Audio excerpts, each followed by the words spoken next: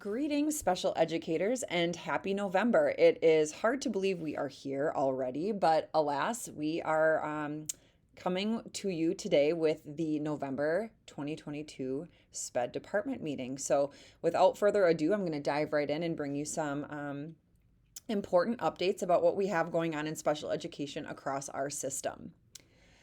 The first item we wanted to circle back with you on this month is the database decision-making, professional learning, and support plan that we have being implemented right now across all SpEd member districts. So again, just to circle back, database decision-making is such a critical component of an MTSS framework.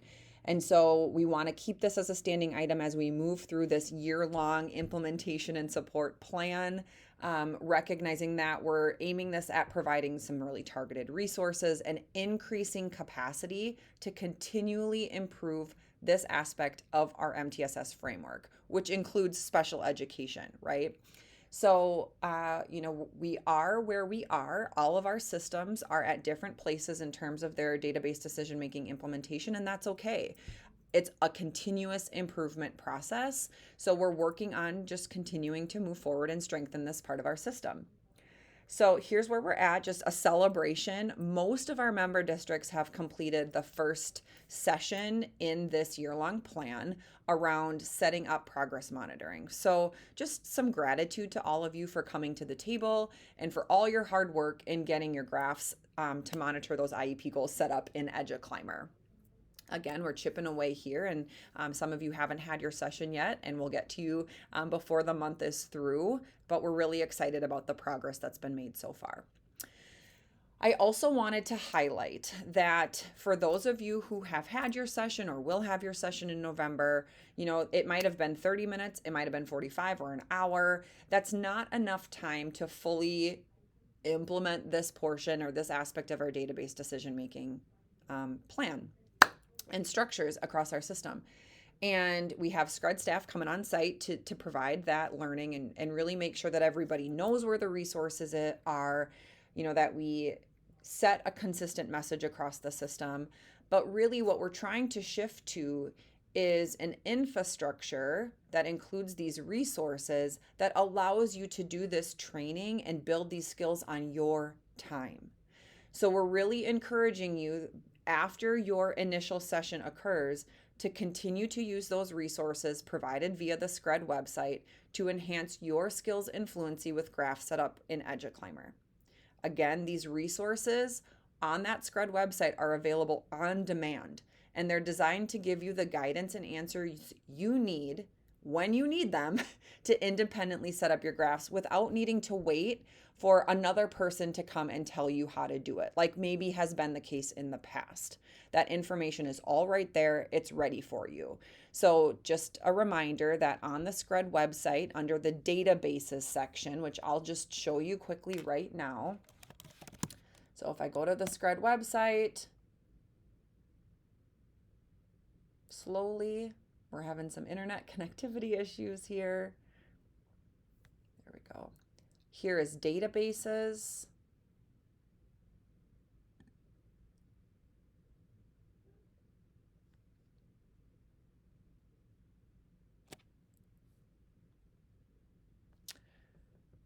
And then I see EduClimber.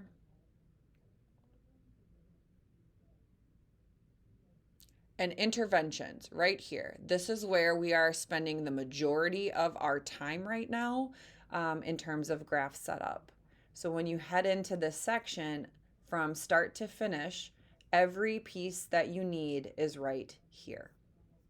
And that is huge. This is a much more sustainable approach to building capacity than having all of the information live in one person's brain or a set of people's brains or in scattered resources across Google. So it's all right here.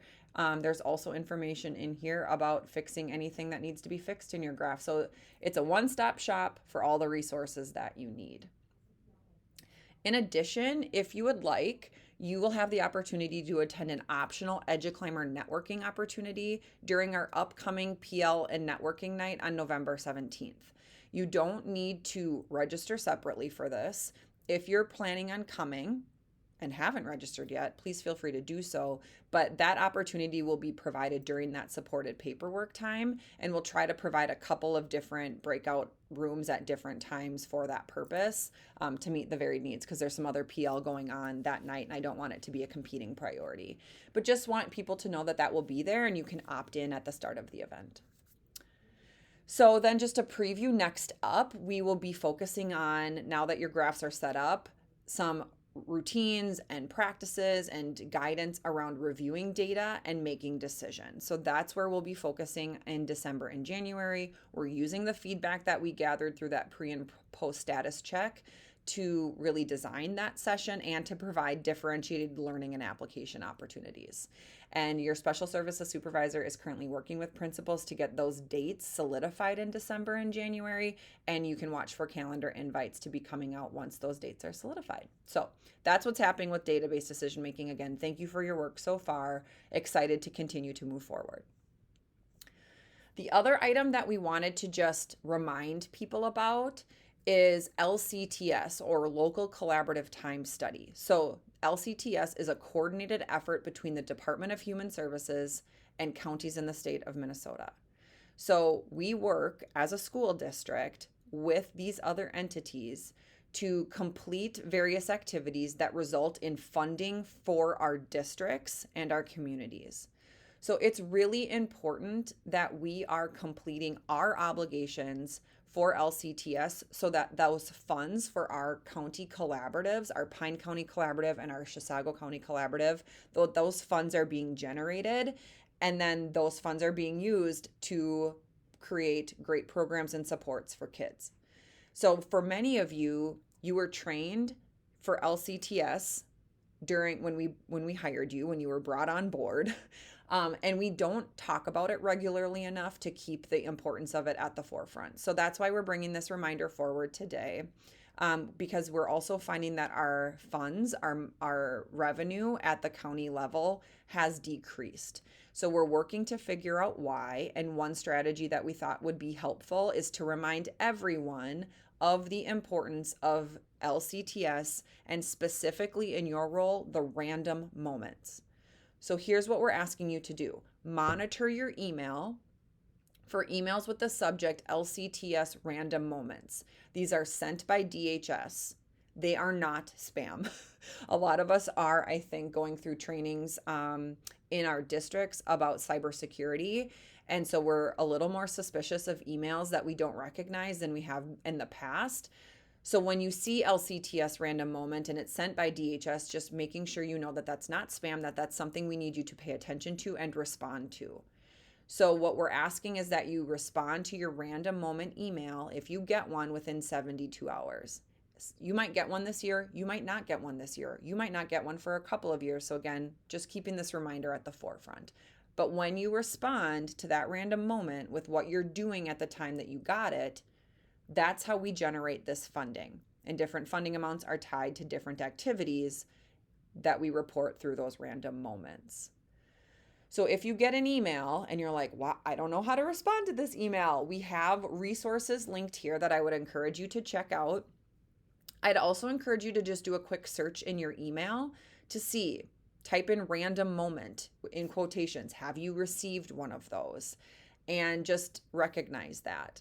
And then if you are still able to respond, great. If you're not able to respond, if the timeline has passed for when you can respond to the random moment, that's okay. We're just going to move forward, but that will help you just understand what that email looks like coming through, and what you're going to be doing the next time you might get one. If you have any questions about LCTS, your contacts for your school district and county are listed here. So you can reach out to any of the people on this table for questions, concerns, or support. And if you get an email from Jody Davis or Vonda Beckman or any of the validators listed here, and they say, hey, looks like you haven't completed a random moment, again, please respond to that. It's very important. Okay, so questions about LCTS, go to these people.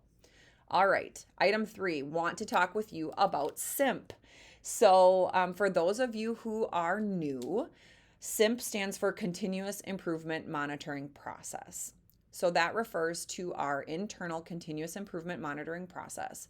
Pre-pandemic, SpEd's member districts participated in CIMP annually.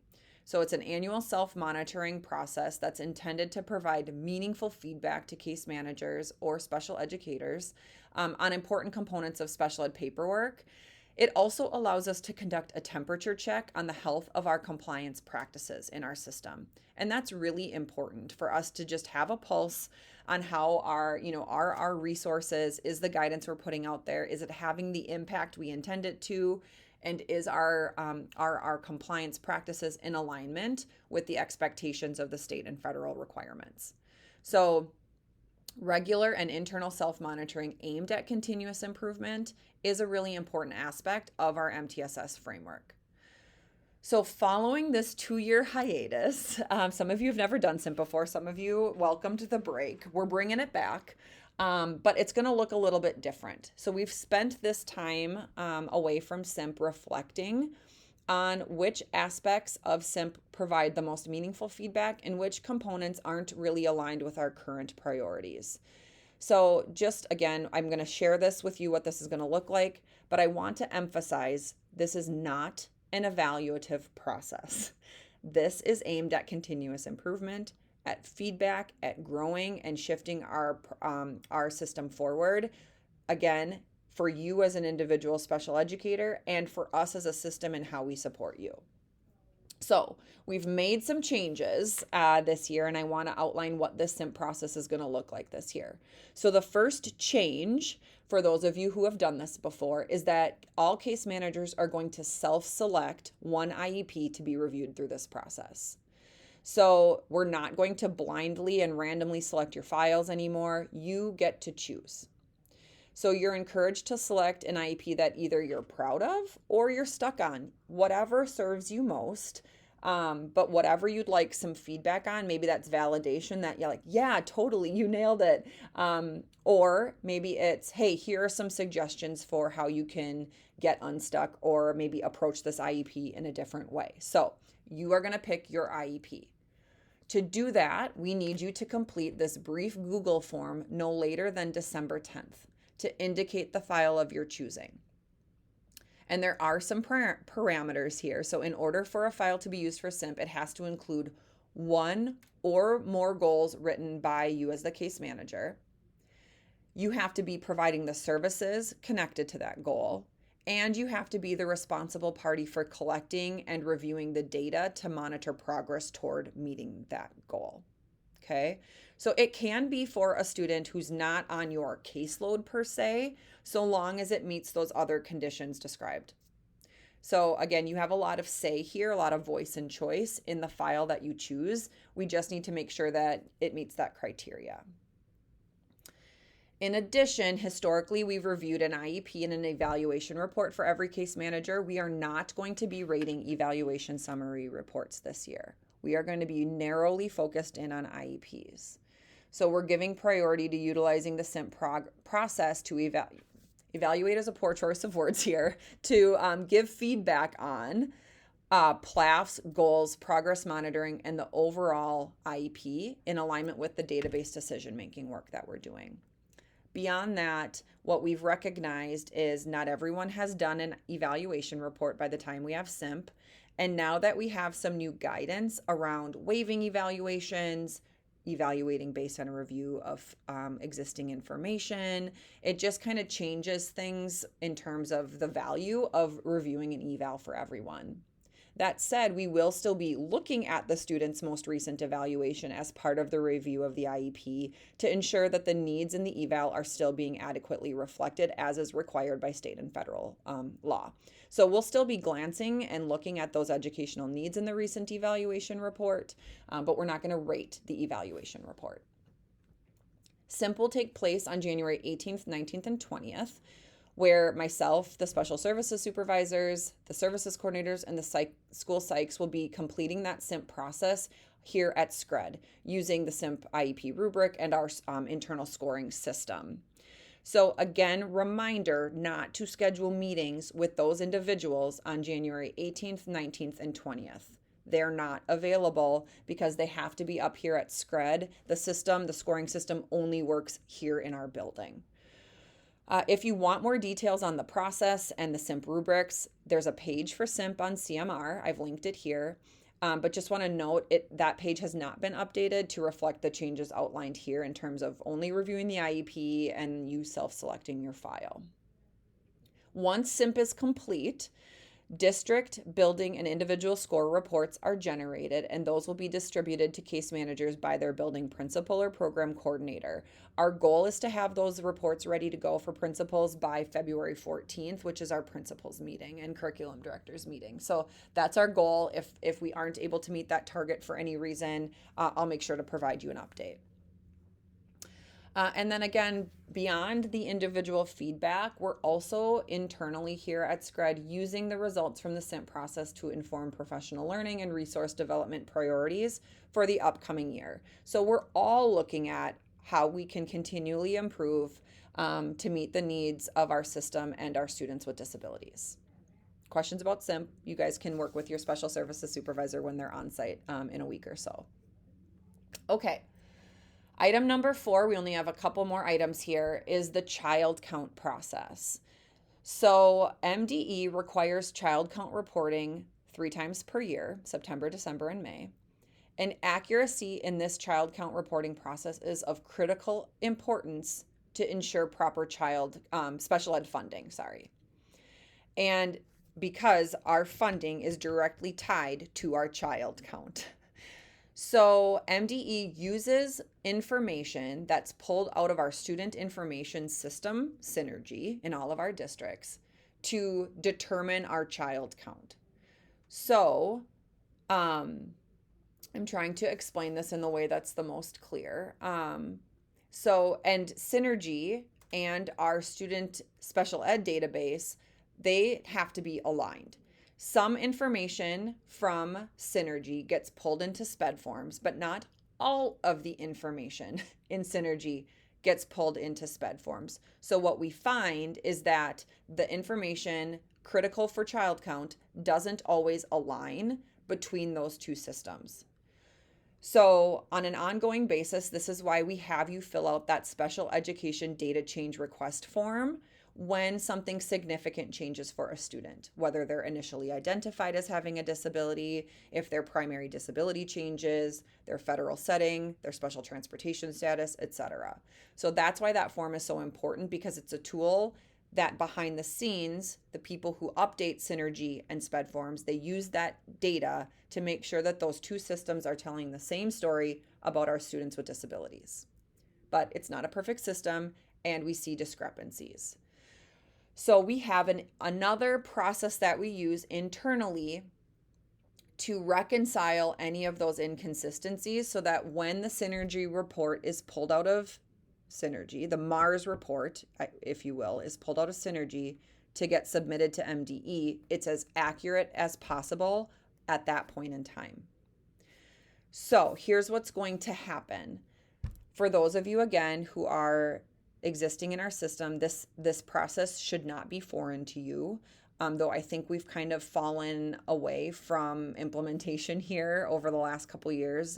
Just one of those things that I think kind of fell to the wayside in the course of the pandemic. So we're cleaning up this process. If you're new, we're going to get you through it. So no later than Friday, November 11th, you will be receiving a Synergy report and a SpEd forms report on your caseload from your special ed secretary, due process clerk, MARS coordinator, one of those people. They're going to be giving you that report on site. And they're going to have already reviewed those kind of preliminarily to look for any discrepancies that jump out to them, and they're going to highlight those for you.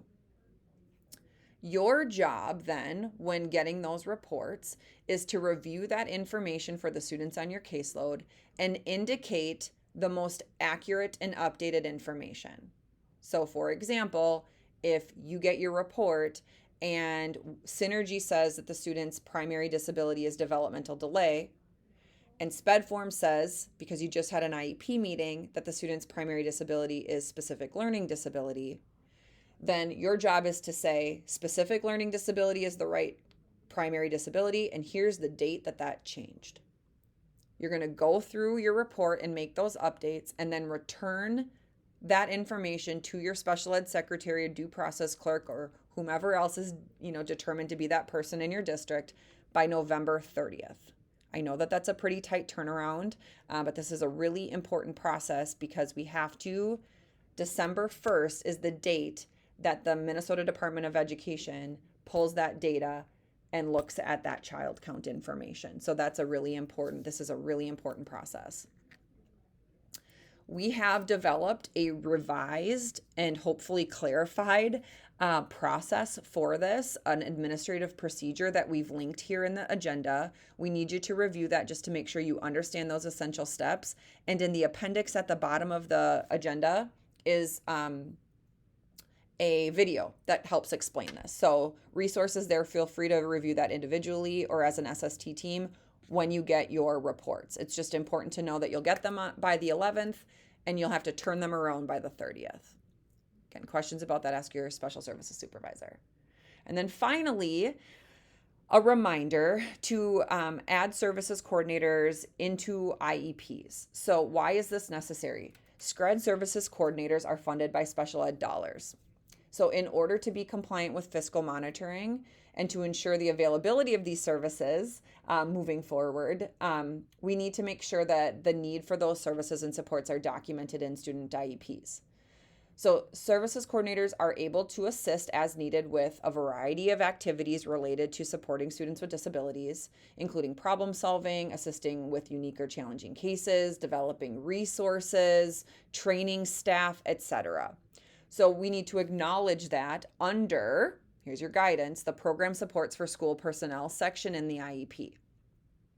We have a drop down for this to make it easy for you. All you need to do is make sure that in that section, program supports for school personnel, that information is included through that drop down and that you indicate the service area or areas most aligned to the needs of the student in that's being served through that IEP. So for example, if it's a student whose primary disability is developmental delay and they're being served in preschool, you're going to select early childhood as your service area. If it's a student whose primary disability is autism, you're going to select the autism spectrum disorder, okay? If they have SLD but with significant behavior needs, you could put academics and social behavior. No limits there. We just need to make sure that information is in the IEP. If you forgot to add this statement and you've already had your IEP, no worries. Just please remember to do that at the next IEP meeting or the next natural time you're making another type of an amendment. Okay, that's what we have for you today. I'm just ending with this quote. I think today we talked a lot about just continuous improvement, growth, and such, getting feedback, etc. So I like this quote from Benjamin Franklin: without continuous growth and progress, such words as improvement, achievement, and success have no meaning. So just thank you for all that you have done and all you are doing to grow a little bit each day. And in doing so, help repair our system, restore hope for better tomorrows, and reclaim control to create some incredible opportunities for our students with disabilities. I am very grateful to lead such an amazing group of educators. So thank you, happy November, and hope to see you real soon.